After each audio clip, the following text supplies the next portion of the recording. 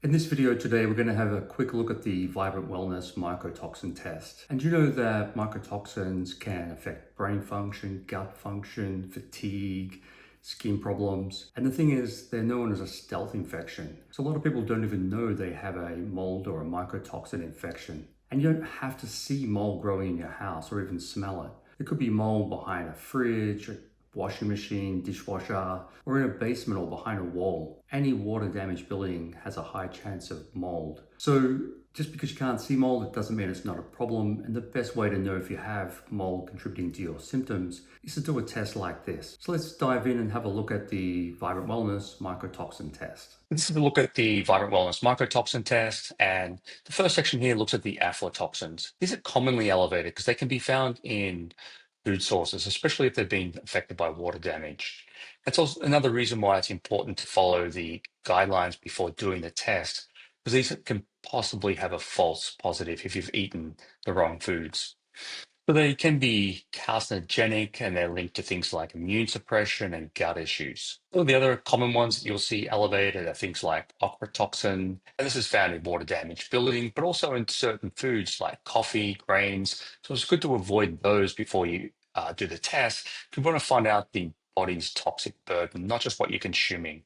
And ochratoxin can affect kidney damage, immune suppression, and gut health, and just create inflammation in the body. Zearalenone is another one that is commonly elevated in people exposed to mold, and that has hormonal effects affecting especially estrogen dominance and causing fertility and hormonal type of issues. The fumonisms they can affect things like B vitamin production and they're neurotoxic.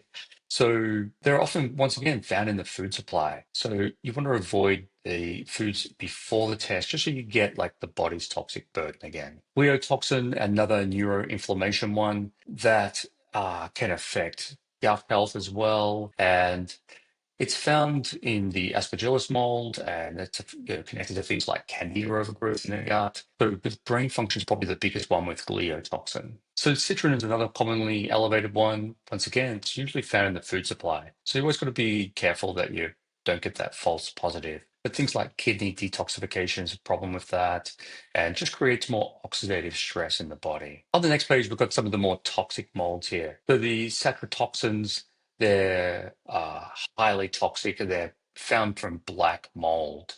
So this is definitely a water damaged building. If these are elevated, you've been either exposed right now or in the past to a water damaged building.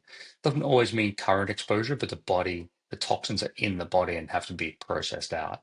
But things like brain fog, chronic fatigue, respiratory issues are all signs and symptoms of black mold. The Roridin species here, they're also from water damaged building, could be from air conditioning type of devices as well. And they cause more toxic symptoms like brain fog, joint pain, and severe immune suppression.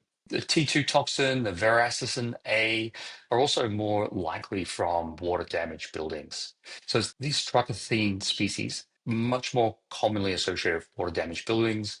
And while things like ochratoxin and some of these ones, gliotoxin, could be from water damaged buildings, there can be from the food supply as well. So that's an overview of the mycotoxin test. And if you have high levels of mycotoxins, the first step is to make sure that you're not still exposed. And if it's been from a past exposure and you're trying to detoxify these molds out of the body, things like improving liver function with glutathione, N-acetylcysteine, but also incorporating binders to help bind and eliminate these molds is an important part of the process. For more information, watch this other video on the total tox burden test, and you can have a look at the other toxins that could be affecting you as well. Leave a comment below if you have any questions.